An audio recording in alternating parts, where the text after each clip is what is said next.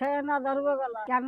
এই দিছে বলা খালা মল কাঁচা বাটা, বাকি আছে আরো জিনিস খাবো আর দোলের ডাটা। মল কাঁচা বাটা খাওয়া যায়? এই ভিডিও দেখে দেবো। কাঁচা বাটা খালি গলা ধরবে, আমি যেভাবে বাটবো ওভাবে বাটলি গলা ধরবে না। আর দোলের ডাটা খাবো, খেতে খুব স্বাদ হবে, একদম অসাধারণ। ওলের ডাঁটা রান্না করার জন্য আমি ব্যবহার করব লবণ পরিমাণ মতন, জিরের গুঁড়ো, ধনের গুঁড়ো, কাঁচা লঙ্কা চিরা, একটু লঙ্কার গুঁড়ো, চিনি, জিরে ফোড়ন, শুকনো লঙ্কা ফোড়ন, আদা আর রসুন থেতো করে নিয়েছি, হলুদ গুঁড়ো, পেঁয়াজ কুচি। ওলের ডাঁটার মধ্যে আমি অল্প চিংড়ি মাছ ব্যবহার করব আর সর্ষের তেল, আর নামানোর সময় সামান্য একটু ঘি। এবার ওলের ডাঁটা গুলো কেটে নেব, এরকম করে ছাল ছাড়াই নিতে হবে।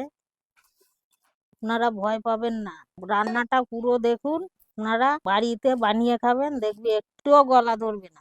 এই যে এরকম করে কেটে নিয়েছি আমি, সব কেটে হালকা একটু ভাপিয়ে নেব, যেরকম কচু শাক খায় সেরকমই, কিন্তু কচু শাকের থেকে অনেক টেস্ট। ওলের ডাঁটা কাটা হয়ে গেছে, হালকা ভাপিয়ে নেব। এবার কড়াইতে দিয়ে দেবো, এই যে দিয়ে দিচ্ছি, হালকা একটু লবণ দিয়ে দিলাম, সিদ্ধটা ভালো হবে।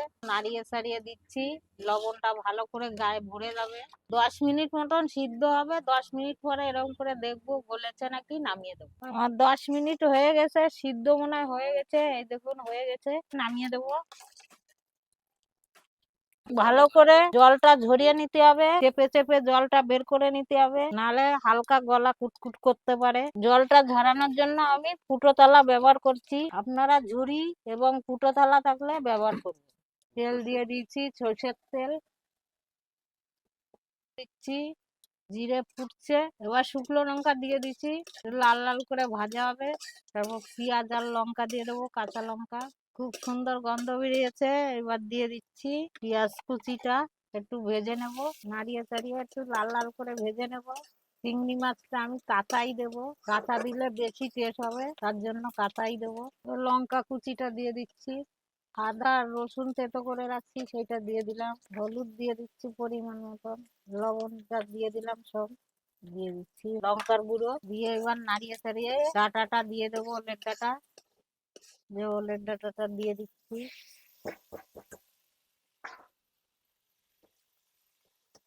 এবার জিরের গুঁড়ো আর ধনের গুঁড়োটা দিয়ে দিলাম। ঢাকা লাগবে না, এমনি হয়ে যাবে, তো মিনিমাম 15 মিনিট লাগবে রস টানাতে।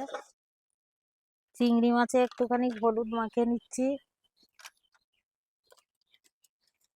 মাছটা দিয়ে দিচ্ছি,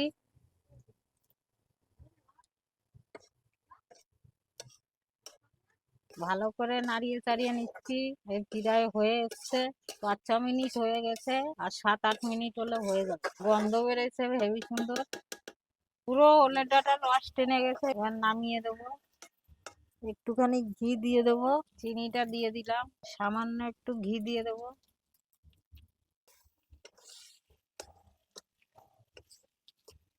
হয়ে গেছে, নামিয়ে দিচ্ছি।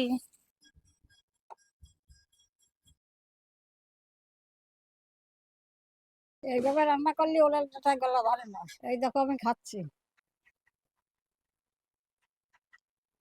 খুব সুন্দর হয়েছে। আর চাটে খাবা, খুলে ঠাকুর মাছ জ্বলি, রোজ নতুন রান্না দেখাবে। লোভী বাঙালি, আমরা লোভী বাঙালি, যা পাই তাই খাই, যা খাই তাই দেখাই।